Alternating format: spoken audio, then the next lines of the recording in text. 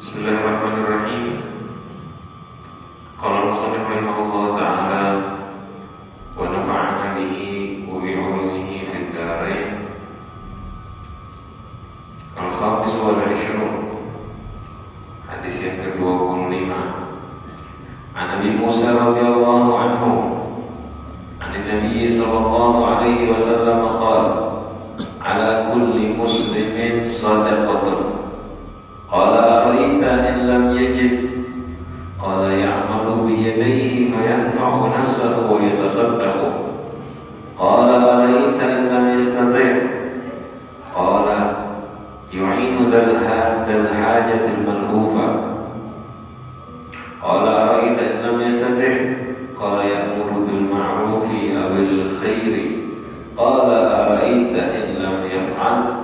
Qala yumsiku 'anil syarri fa innaha shadaqatun. Muttafaqun 'alaih. Alhamdulillah wa syukrulillah ala ni'matillah. Kita bersyukur kepada Allah atas segala nikmatnya.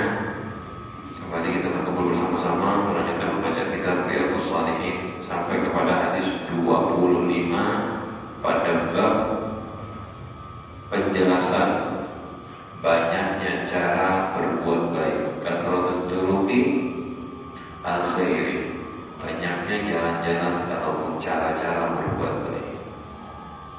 Hadis terakhir di bab ini dari Sayyidina Nabi Musa al-Asy'ari. Rasulullah sallallahu alaihi wasallam bersabda, "Ala kulli muslimin shadaqah." Setiap orang muslim diharuskan bersedekah. Ala kulli muslimin, ala kulli muslimin itu artinya atas setiap orang muslim sedekah, artinya diharuskan. Kita itu harus melakukan sedekah sabda Rasulullah sallallahu alaihi wasallam. Lalu ada yang tanya, qala araita in lam yajid, ya Rasulullah, bagaimana kalau dia tak punya sesuatu untuk bersedekah? Sama kayak kita pertama kali dengar lafaz tadi kan, setiap orang harus sedekah. Langsung timbul pertanyaan, nah kalau nggak bisa sedekah, bagaimana caranya? Rasul menjelaskan, memang sedekah secara bahasa, lafaz yang kita kenal penggunaannya memberikan harta kepada orang yang memerlukan. Kalau orang nggak punya harta gimana ya Rasulullah? Jawabannya Rasulullah ini menunjukkan pentingnya dan istimewanya sedekah. Apa jawaban beliau? Ya'malu biyadaihi fayanfa'u nafsahu wa yatasaddaqu. Ya Rasulullah, nggak punya duit, nggak punya harta, gimana ya Rasulullah? Ya'malu biyadaihi, bekerja dengan kedua tangannya. Fayanfa'u nafsahu, membawa manfaat bagi dirinya. Wa yatasaddaqu, lalu dia bersedekah. Artinya suruh kerja sama Rasulullah, bekerja, begawi, biar apa? Biar dapat duit untuk menafkahi dirinya, memberi manfaat bagi dirinya. Itu bahasanya kalau nggak punya apa-apa ya Rasulullah, kan berarti nggak punya duit sama sekali. Kerja, biar dia bisa menafkahi dirinya, nggak minta-minta, lalu bersedekah dengan kelebihan sisa hartanya. Jadi ini hadisnya ada prosesnya bahasanya ya. Bukan berarti semua orang harus kerja, bukan. Nanti akan dijelaskan. Kalau ada orang disuruh sedekah nggak mampu, nggak punya duit, tapi dia mampu bekerja, suruh kerja. Kenapa? Pertama, agar memberi manfaat buat dirinya sendiri, biar gak minta-minta. Kayak ada kisahnya seorang sahabat yang minta bantuan sama Rasulullah SAW. Dikasih duit tidak sama Rasulullah SAW. Rasulullah tanya, kamu punya benda apa di rumah? Dia jawab, saya tidak punya apa-apa kecuali selimut ya Rasulullah. Mana selimutnya? Diambil, dijualkan sama Rasulullah SAW, dapat 2 dirham. 1 dirham dikasihkan makanan, dikasihkan kepada dia, nih buat beli makanan, buat makan kamu keluarga. Satunya lagi dibelikan kapak. Lalu Rasulullah sendiri yang memasangkan kayu, Beli kampak dulu nggak langsung jadi besinya aja, dibikinkan langsung sendiri oleh Rasulullah SAW. Lalu Rasul ngasih kepada dia, sekarang kamu mencari kayu. Habis itu apa yang dia lakukan? Nggak minta-minta lagi, bekerja mencari kayu. Jadi di Islam itu seperti itu. Ketika seseorang masih mampu bekerja, tapi kerjanya ukuran menutupi hajat dirinya, itu yang wajib. Kalau ada lebih, makanya tertibnya ya malu biyadihi, bekerja dengan tangannya, fa'u nafsahu. Pertama, membawa manfaat buat dirinya, artinya memberi nafkah wajib buat dirinya, mungkin kalau punya keluarga dan keluarganya. Baru setelah itu dia bersedekah. Dia bersedekah. Nah, di Islam diajarkan seperti itu. Kita ini tidak diajarkan malas-malasan. Kita ini tidak diajarkan hanya sekedar bersandar kepada orang lain. Tidak. Yang masih mampu bekerja, kerja. Disuruh begitu di dalam Islam. Jadi bukan termasuk bagian dari agama meminta-minta. Ingat hadirin, di satu sisi ada ajakan memberi untuk orang yang sudah mampu. Untuk orang yang nggak ada harta, kita nggak ngasih fadilah minta-minta, nggak boleh.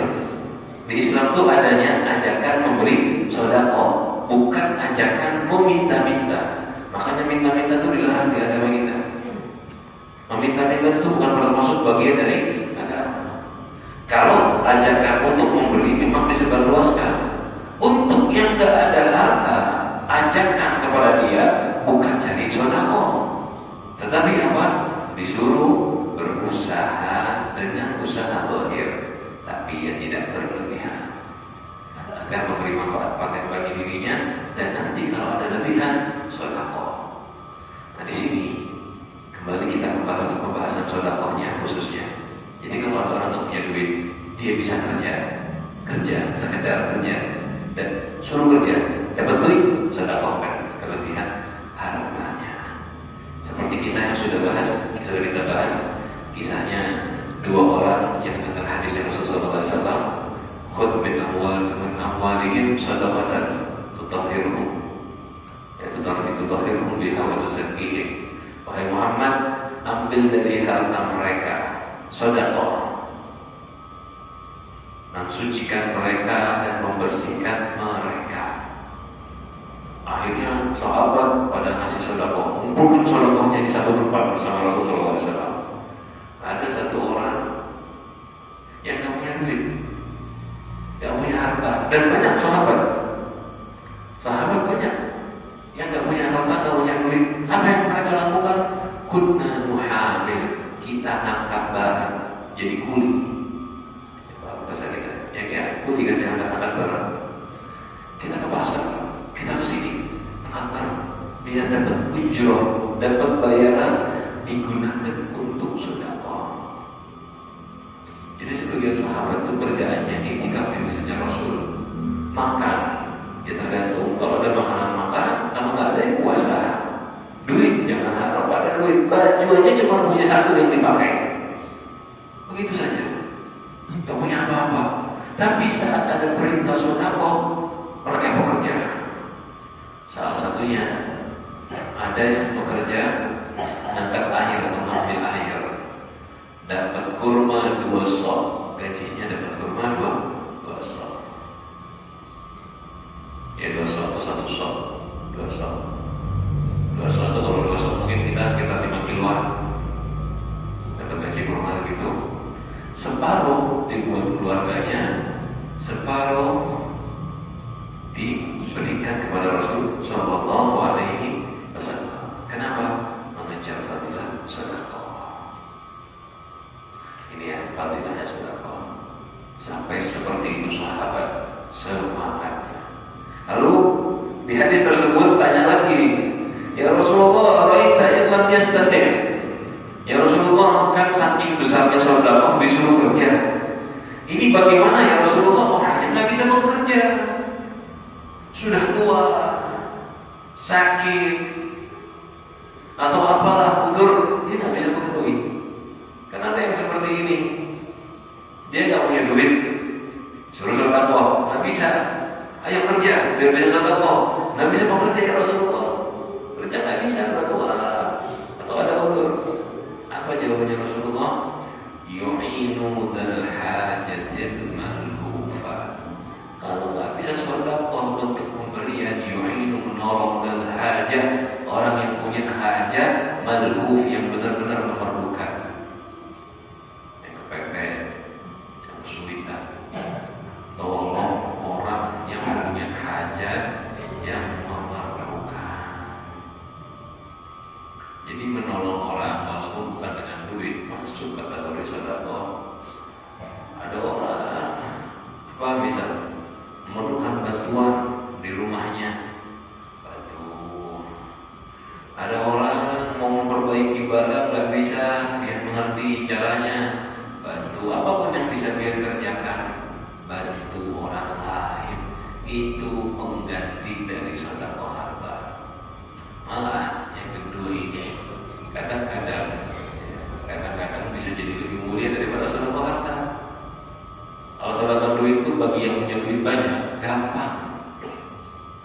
Mungkin orang punya duit 100, dia ngasih 5, nggak terasa. Tapi kalau orang nggak punya duit sama sekali, nolong orang, tenaga yang kita berikan kepada orang, itu persentasenya selalu di atas 50%. Kalau kita bantu orang dengan tenaga dan kekuatan, mesti banyak. Tapi kalau dari duit, kan persentasenya paling sedikit aja. Orang tuh ngasih sedekah duit jarang yang sampai 10% dari hartanya. 10% jarang, sedikit. Tapi kalau pakai tenaga, ya minimal rata-rata 50%. Dan waktunya terbuang berjam-jam kadang-kadang. Ini istimewa. Jadi yang nggak bisa bantu dengan harta, bantu dengan tenaga. Alhamdulillah banyak. Kalau yang rajin semangat sedekah dengan harta, apa dengan badan? Dengan harta sudah kebiasaan. Orang yang punya rezeki sedekah dengan harta itu sudah seakan-akan wajib ya. Padahal sedekah sunnah, cuma seakan-akan sudah jadi kebiasaan. Sebagian lagi ada sedekah dengan kekuatannya. Jangan anggap remeh walaupun cuma membalikkan sendal. Masjid, biasa orang masuk ke masjid itu sebagian ada masjid semua yang balik. Jangan pilih-pilih, pokoknya punya ustaz dibalikkan. Selainnya ada, bukan itu yang dimaksud. Sedekah yang dimaksud tidak pilih-pilih. Siapa yang memerlukan? Itu fadilahnya besar. Mungkin biar tidak terasa, tapi nanti di akhirat akan terlihat besar pahalanya. Apalagi yang urusannya kan dengan ibadah, menyapu masjid. Dikatakan oleh ulama dan sudah pernah kita bahas ya. Satu bintik kecil, ada yang kelihatan kan? Yang saya pegang ada yang kelihatan kan? Ini kita kotoran kecil ini dari masjid kita ambil, kita buang keluar. Nanti di akhirat kita akan tahu, akan nampak pahalanya. Wa may ya'mal mithqala dzarratin khairan yarah. Kita baca itu ayat itu sering. Barang siapa yang melakukan mithqala dzarrah, seukuran dzarrah. Dzarrah ini ada yang bilang seukuran semut kecil, ada yang bilang dzarrah seukuran biji sawi. Ada yang lihat apa biji sawi sekecil apa? Kecil. Ya roh, di dunia kan dia tidak melihat, di akhirat dia akan melihat besarnya pahalanya. Coba kalau kita lihat di masjid, kan biasanya kadang-kadang ada kotor-kotoran kecil-kecil. Berapa 100 orang aja, hampir. Ini hampir 3 aja bersih masjid.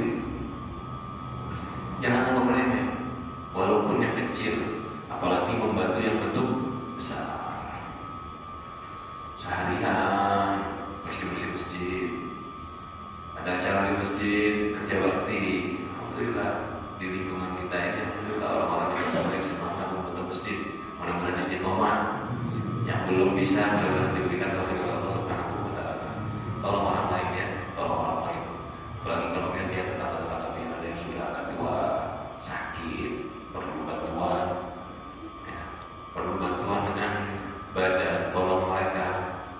Yang tolong jangan dibantu tuh jangan yang kaya-kaya aja, tapi cari yang fakir, yang miskin. Kalau yang kaya dia bisa jadi orang, bisa bayar. Kalau yang fakir, yang miskin dia nggak bisa bayar orang. Itu diutamakan dibantu dengan tenaga kita. Kalau hal itu adalah mestati. Orang tadi ngomong lagi ya Rasulullah, bagaimana kalau dia tidak bisa membantu dengan badannya? Dia orang miskin, nggak bisa bekerja, bantu dengan tenaga nggak bisa juga, mungkin sakit juga dia sudah, tubuhnya disakit.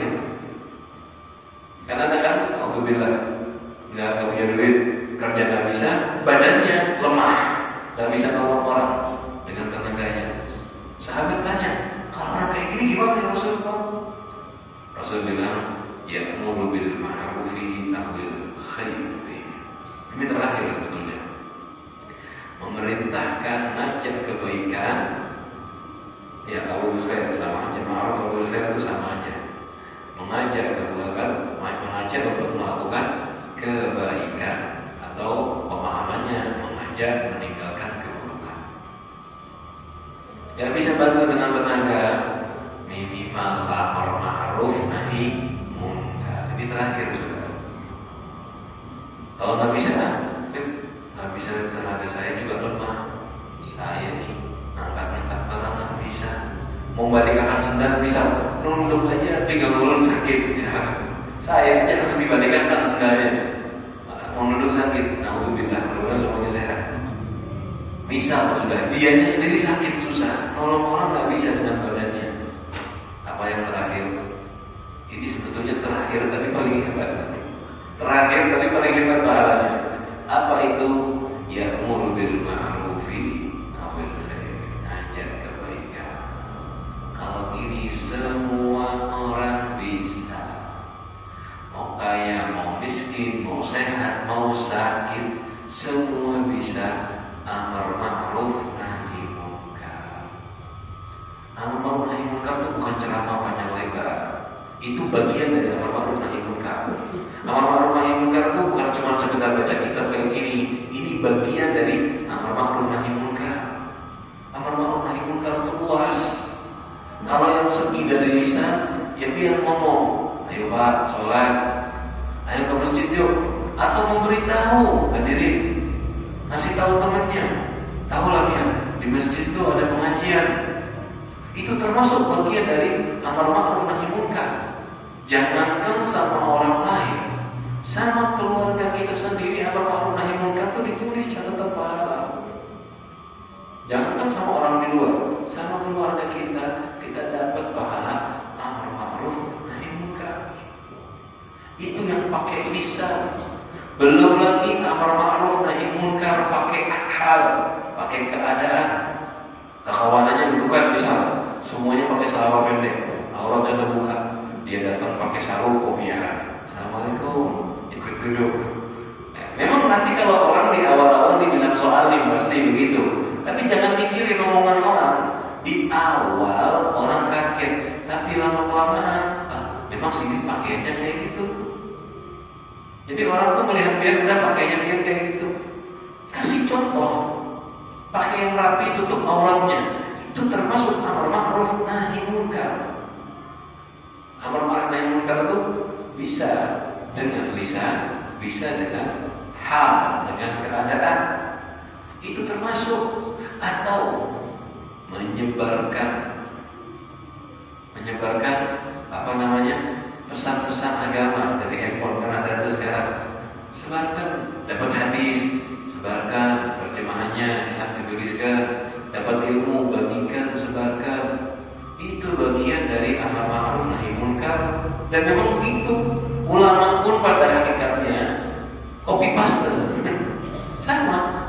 Copy paste dari mana? Dari yang kita Al-Quran, dari hadis.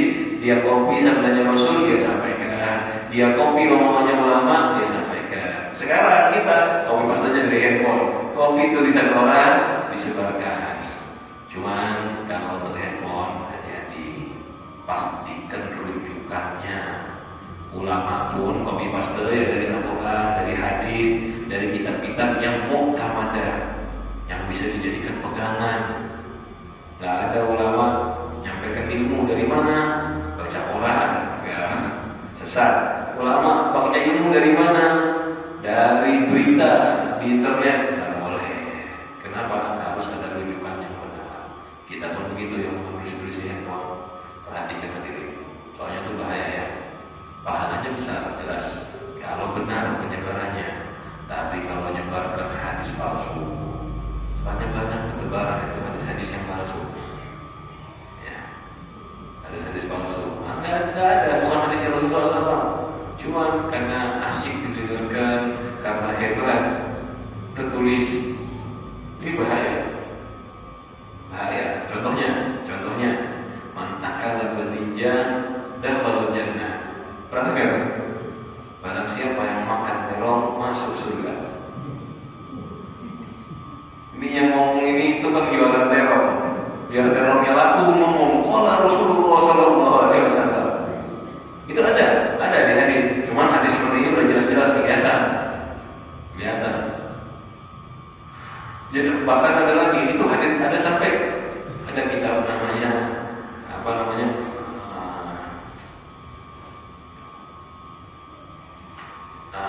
penjelasan tentang hadis masyhur bainal al-sinah. Jadi usul kita takhrijul hadis, mencari dari mana ini hadis ini. Itu sampai ada bab hadis tentang teror. Saya kaget juga itu. Bukan 1-2 hadis, ada beberapa hadis palsu keistimewaan teror. Nah, itu contoh main-main gitu. Main-main. Kadang-kadang ada kayaknya bagus, betul ilmiah. Contohnya hadis tentang semangka, pernah dengar? Al-bittihu qabla ta'am yaghsilul batna ghaslan wa yudhib bid-dani asla. Ini kalau sampai tanya secara kedokteran, ada benarnya ini omongan ini. Semangka sebelum makan mencuci perut dengan bersih dan membersihkan penyakit-penyakit. Nah, ada yang ngomong disampaikan dengan kalimat qala Rasulullah. Ini omongan dokter zaman dulu. Omongan dokter. Karena kalau dokter orang percaya, belum bilang aja qala Rasulullah sallallahu alaihi wasallam. Ini namanya hadis palsu. Yang melakukan itu ancamannya neraka.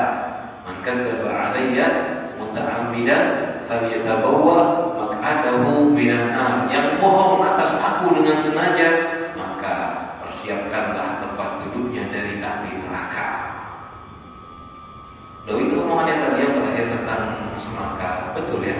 Ada manfaatnya begitu. Semangka itu sifatnya hararah, panas. Punya sifat hararah, panas. Nah, jadi kalau masuk ke dalam perut, dalam badan perut kosong, dia membersihkan perut. Karena panas sifatnya dia. Jadi merontokkan sisa-sisa kotoran, bersih. Betul, ada betulnya omongannya, tapi nggak boleh dibilang qala Rasulullah sallallahu alaihi wasallam. Sama kayak kurma begitu. Rasa manisnya itu memancing kinerja perut. Makanya kita kalau buka puasa sebenarnya pakai kurma. Cuma hebatnya kurma kalau kayak semangka itu dimakan terakhir efeknya berkurang. Tapi kalau kayak kurma dimakan duluan itu bagus buat perut, dimakan akhir membersihkan juga perut.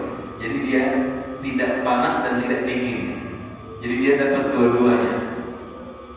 Tapi nggak boleh ngomong kalau Rasulullah, nggak boleh kan? Karena itu bukan hadis. Walaupun kalimatnya bagus, walaupun benar-benar obat, nggak boleh bilang kalau Rasulullah. Nah, apalagi ya begitu juga urusan ibadah. Barang siapa yang baca istighfar ini, atau contoh beginilah. Kadang-kadang nih hadirin, akal kita sudah nggak masuk. Ini contoh, ada sholawat karangan ulama sekarang 100 tahun atau 200 tahun ini atau 500 tahun lah. Rasulullah udah meninggal, ada karangan sholawat. Terus ada yang ngomong, qala Rasulullah sallallahu alaihi wasallam. Barang siapa yang baca sholawat ini mendapatkan fadilah seperti memerdekakan budak, seperti sedekah dengan 100 ekor onta. Kira-kira benar nggak hadisnya? Rasulullah udah meninggal, sholawatnya baru dikarang sama ulama. Kan ketahuan palsunya ini kan? Ketahuan palsunya. Nggak mungkin qala Rasulullah tuh nggak mungkin. Nah begini juga nggak boleh. Memang ada ulama dapat sholawat atau mengarang sholawat, lalu di dalam mimpi ketemu sama Rasulullah. Ada yang kayak gitu.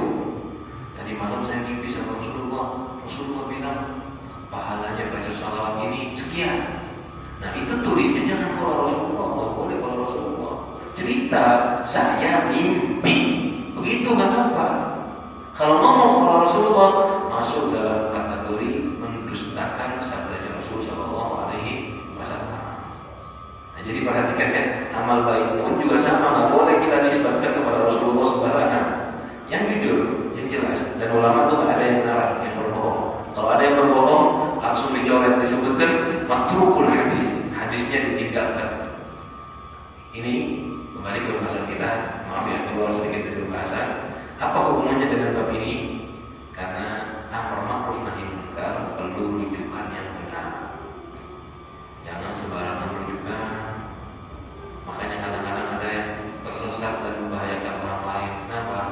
Amar ma'ruf nahi munkar dengan sesuatu yang tidak ada sanadnya, tidak ada rujukannya yang benar. Jadi kalau copy paste, tadi saya mengajarkan copy paste, saya takut nanti sampai copy paste terus segala di copy di paste, nanti ulun tanggung jawab nanti karena kami suruh copy paste. Bukan, copy paste yang biar yakini kebenarannya, biar yakini. Salah satu guru kita tanya, yang ukur yang parah zaman sekarang dengan gampangnya orang ngomong qala Rasulullah tapi tidak pernah tahu rujukannya. Pian nggak harus hafal ini riwayat Imam Bukhari, riwayat Imam Muslim. Ya mungkin pian nggak bingung lah. Yang jelas itu harus pian dapatkan dari kitab rujukan yang jelas. Kayak sekarang ini kebanyakan hadisnya kita baca di kitab Riyadhus Shalihin, riwayat Imam Bukhari, Muslim, Bukhari, Muslim. Nah pian nggak harus hafal Bukhari Muslimnya, tapi pian tahu ada di Riyadhus Shalihin. Nah itu nggak ada masalah. Memang lebih afdol harus tahu rujukan kutubus sittah. Tapi kalau kayak kita kan kelasnya kelas pemula, yang penting tahu ini. Nah, kalau amar ma'ruf nahi munkar, insya Allah semua bisa. Yang nggak keluar rumah pun bisa, laki-laki bisa, perempuan bisa. Yang nggak pandai berceramah, ya bisa lah. Amar ma'ruf nahi munkar itu nggak harus ceramah, cukup ngomong. Ayo pak, sholat di masjid, dapat kategori amar ma'ruf. Ngelihat orang bermaksiat, bapak auratnya terbuka, dapat kategori nahi munkar. Bapak itu kerjaan ini haram, nggak boleh, dapat amar ma'ruf nahi munkar. Bapak, dia tanya gitu sama guru kayak apa pekerjaan dia. Nah kalau kita nggak bisa menghukumi, suruh dia tanya sama guru pekerjaan dia kayak apa. Amar ma'ruf nahi munkar dan gampang. Makanya baca kitab nih, perhatikan bahasa selanjutnya. Araita in lam yaf'al. Dari tadi pas disuruh sedekah, sahabat tanya, "Ya Rasulullah, bagaimana kalau dia nggak punya duit?" Suruh bekerja. "Ya Rasulullah, bagaimana in lam yastati', kalau dia nggak mampu bekerja?" "Ya Rasulullah, ya bagaimana kalau nggak mampu bekerja?" Suruh nolong orang dengan tenaganya, bantu punya orang yang punya hajat. "Ya Rasulullah, bagaimana kalau nggak mampu?" Suruh amar ma'ruf nahi munkar. Nah, pas amar ma'ruf nahi munkar, dia ngomongnya bukan bagaimana kalau nggak mampu, ya. Bagaimana kalau tidak mampu, tidak. Karena amar ma'ruf nahi munkar hampir semua mampu. Jadi bahasanya araita in lam yaf'al. Ya Rasulullah, bagaimana kalau dia tidak mengerjakan amar ma'ruf nahi munkar? Bukan tidak mampu. Karena amar ma'ruf nahi munkar ini bagaimanapun mampu. Sampai tahu kira-kira kalau mau ditanya orang buta itu bisa nggak amar ma'ruf nahi munkar? Orang buta bisa nggak amar ma'ruf nahi munkar? Dia kehilangan indera yang paling bermanfaat dalam dirinya, mata. Kalau ditanya orang buta bisa nggak amar ma'ruf nahi munkar? Bisa. Kayak apa amar ma'ruf nahi munkarnya? Melihat aja ada kan begitu. Sampai tahu ada seorang ulama besar yang hidup lebih dari 300 tahun yang lalu, Habibullah bin Abdul Haddad, yang pian baca namanya Ratib Haddad. Ya. Ratib Haddad ada di kitab-kitab banyak juga. Entah itu kitab-kitab karangan ulama-ulama yang bukan muridnya beliau, atau ulama-ulama yang jauh dari negerinya beliau itu sering ada namanya Ratib Al-Haddad. Salah satu dari zikir yang paling masyhur sedunia, Ratib Al-Haddad. Paling masyhur nomor 1 sedunia pikiran kitab amaliyah bacaan yang paling afdal adalah Dalailul Ghairah. Siapa yang tahu? Semua tahu. Nomor 2 Ratib Al-Haddad karangan Habib Abdullah bin Ali Al-Haddad. Isinya ayat kursi, akhir surat Al-Baqarah, Al-Fatihah, An-Nas, Al-Falaq, dan Qul Huwallahu Ahad. Isinya hadis-hadisnya Rasulullah SAW dan tawassul Fatihah untuk para aulia. Isinya semuanya dari riwayat Rasulullah SAW. Termasyhur, salah satu dari 3 zikir termasyhur di dunia. Yang ketiga baru namanya Hizbul Bahar karangan Abi Hasan Asy'ari. Beliau itu Habib Abdullah bin Al-Haddad kecil umurnya, saya lupa 7 tahun atau 10 tahun, namanya nggak sampai 7 tahun, masih umur muda, belum masih kecil, diambil penglihatannya oleh Allah Subhanahu wa Ta'ala. Dari kecil beliau buta, tapi karangan kitabnya banyak dan bermanfaat. Hampir di setiap negara selalu ada yang mengajarkan kitabnya. Bukan senegara malah. Kalau kayak kita nih, hampir di setiap provinsi, di setiap kota selalu ada ustadz yang mengajarkan kitabnya. Di Banjarbaru aja banyak kitab-kitab yang dipelajari. Hampir di semua pesantren banyak yang kenal dengan beliau, belajar kitab-kitabnya. Bagaimana keadaan beliau? Tidak bisa melihat, tapi bisa bermakruf nahi munkar. Dan gak lama, sekarang masih ada banyak zaman sekarang. Salah satu kemarin saya lihat video, ada orang nggak punya kaki, dia punya kaki, nggak punya tangan. Kalau tangannya kecil, dia bisa amar nahi munkar. Ini kalau bantu orang pakai duit nggak bisa, pakai tenaga nggak bisa, nggak ada tangan, nggak ada kaki, kayak apa membantu orang? Tapi dia bisa ngajar, dia bisa ngajar, ngasih motivasi. Bisa. Makanya bahasanya, ya Rasulullah bagaimana kalau dia nggak ngerjakan? Soalnya orang yang benar semua mampu. Jadi bagaimana kalau dia tidak ngerjakan? Nah, udah, itu batasan terakhir orang baik sama orang nahi munkar. Terus sahabat tanya, ya Rasulullah kayak apa udah? Ini dia kadang sedekah sama sekali. Sedekah duit enggak, sedekah manfaat badan juga enggak, sedekah ilmu juga enggak. Jadi 3 ini sedekah. Pertama uang, harta, kedua tenaga, kemampuan, ketiga ilmu atau amal ma'ruf. Enggak melakukan 3 sedekah ini ya Rasulullah. Kayak apa dia? Berarti enggak ada lagi sedekah, cuma 3 ini aja. Kayak apa? Dia tak melakukan itu, dalam yaf'al. Bukan enggak mampu, karena ada 3 aja batasnya. Tidak mengerjakan ya Rasulullah. Bagaimana? Ini yang terakhir. Kalau nggak mengerjakan itu, qala yumsiku anisyarri fa innaha sadaqah. Menahan dirinya dari kejelekan karena itu sedekah. Muttafaqun alaih. Tadi muttafaqun alaih riwayat Bukhari Muslim. Yumsik, menahan diri. Ya, kita Ramadan kan semuanya imsak. Yumsik dari kalimat kata yang imsak, yumsiku imsakan. Artinya menahan. Sama kayak kita puasa itu menahan dirinya, yumsiku anisyarri, menahan diri dari kejelekan. Itu sedekah. Sedekah buat siapa? Pertama, sedekah buat dirinya sendiri. Sampai yang membawa manfaat buat diri dia. Kalau dia menahan perbuatan jelek, perbuatan maksiat, berarti kita tuh bersedekah untuk diri kita. Apa sedekahnya? Mengamankan diri dari neraka, menyelamatkan diri agar masuk surga. Sedekah buat kita. Itu mana sedekah penting ya? Sedekah buat diri. Dan kalau diartikan syar, perbuatan buruk untuk orang lain, berarti kita sedekah untuk orang lain. Contoh misal perbuatan yang jelek, meledek orang, sukhriyah, menertawakan orang lain. Kalau sampai meledek orang ditertawakan, orangnya kira-kira sakit hati kan? Nah, dia jangan lakukan itu. Itu sedekah buat dia. Apa sedekahnya? Tidak mengganggu. Jadi ini minimnya. Tidak bisa memberi manfaat, jangan memberi manfaat. Jauhkan orang lain dari bahayanya kamu. Ini sedekah sebetulnya. Ya, tapi tingkatan paling bawah. Ini adalah tingkatan selamat, bukan tingkatan untung.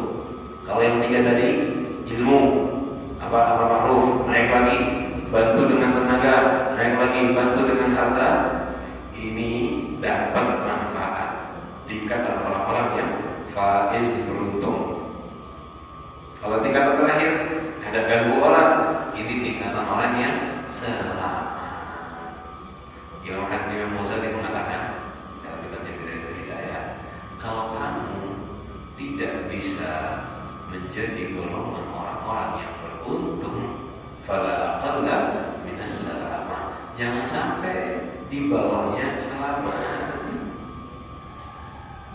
Kalau kamu bisa bawa manfaat buat orang lain, jangan bawa madarat, jangan ganggu orang.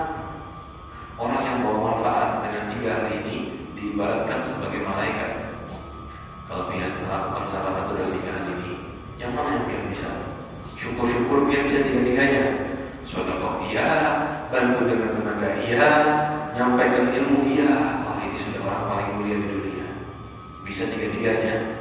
Rezekinya ada, walaupun tidak kaya dia sedekah. Tenaganya dia pakai juga untuk membantu majelis ilmu, tenaganya digunakan untuk silaturahmi dan lain-lain. Lisannya digunakan untuk berdakwah. Kalau tiga-tiganya digabung, ini paling tinggi.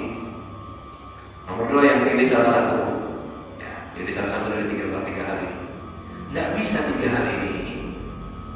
Nggak bisa tiga hal, kata Imam Ghazali, minimal jangan ganggu orang. Minimal jangan ganggu orang lain. Karena manusia itu tingkatannya ada yang dikatakan oleh Imam Ghazali seperti malaikat. Seperti malaikat, derajatnya seperti malaikat. Siapa malaikat? Orang-orang yang di dunia membantu orang membawa manfaat untuk orang lain dengan hartanya, tenaganya, ilmunya, manfaat terus. Ini sederajat dengan malaikat kata beliau. Yang kedua, derajatnya, ini gambar beliau ya. Derajatnya seperti hewan ternak kata beliau. Tidak mengganggu, tidak membahayakan, tapi tidak memberi manfaat. Siapa mereka? Orang yang tak mau memfaedah, yang tak sedekah, tak ngajar, dan yang lainnya. Tapi dia tidak ganggu orang. Ini selamat. Ini selamat. Selamat ya, aman. Nah, ada lagi yang derajatnya darajatul fawasik, derajat fasik, seperti hewan fasik. Hewan fasik itu disebutkan dalam hadis ada 6. Salah satunya contohnya dicontohkan dengan Ghazali, kal aqrab, seperti kalajengking. Kalajengking itu sunnah, kita lihat sunnah dibunuh. Mau ganggu kita atau berbeda? Kalajengking itu dia kata kalajengking sunnah bunuh. Seperti elang, ada jenis elang yang makan daging, cicak. Itu kalau kita lihat itu sunnah dibunuh. Ular kadang, padahal ular bisa, kecuali ganggu baru dibunuh. Kalau dia kata ular dia aja, ya bukan di rumah maksudnya ya, di jalan. Tapi kalau dia kata kalajengking mau di mana aja datang bunuh. Kenapa? Termasuk fasik. Apa yang membuat kalajengking fasik? Ini yang disampaikan Imam Ghazali, bahwa kalajengking itu masuk golongan yang ketiga. Orang kayak kalajengking. Kenapa? Karena kalajengking itu dia nyengat walaupun tidak ada sebab. Jadi dia berduduk. Kalajengking melihat dia, didatangi sama dia, disengat. Begitu kalajengking. Tidak ada sebab. Kita baik pun tidak, pun ganggu dia ataupun tidak, didatangi, disengat. Begitu kalajengking. Makanya ada orang, subhanallah, tidak diganggu, tidak disakiti. Tahu-tahu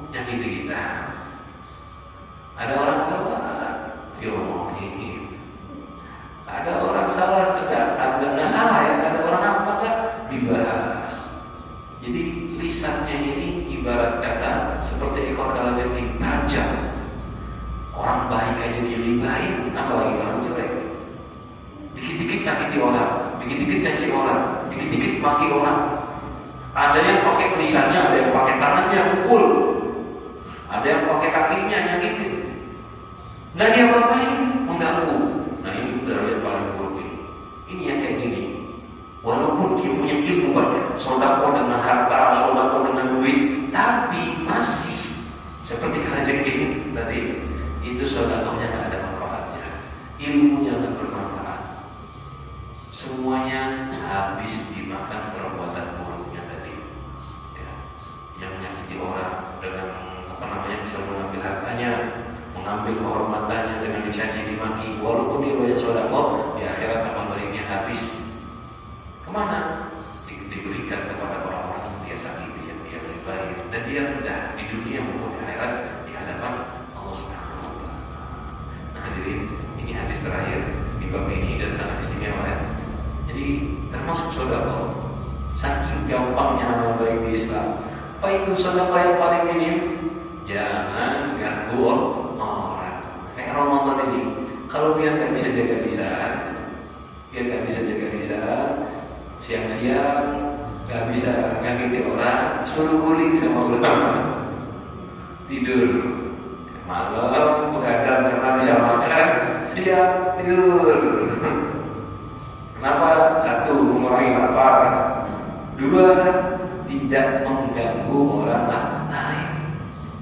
Yang Muzali disebutkan dalam kitabnya. Tapi ini bukan buat praktek ya dirinya.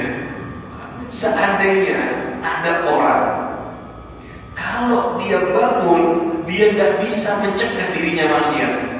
Pukul ini kalau melek maunya maksiat aja. Ketemu orang maunya ghibah, maunya bohong, sendiri maunya lihat maksiat, jalan-jalan maunya ke tempat maksiat. Kayak apa ulun ini?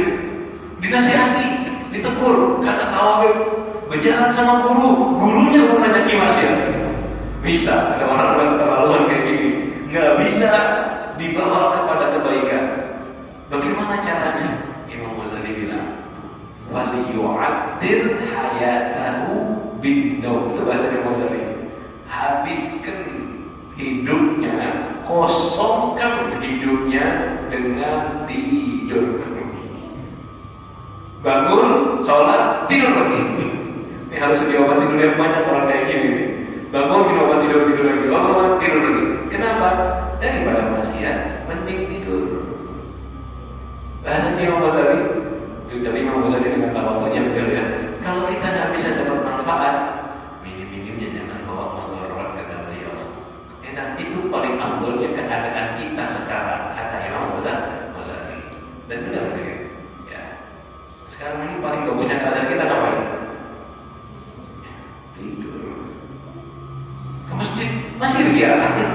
Sholat kadang-kadang ria, dapat dosa. Nah mendingan guling aja.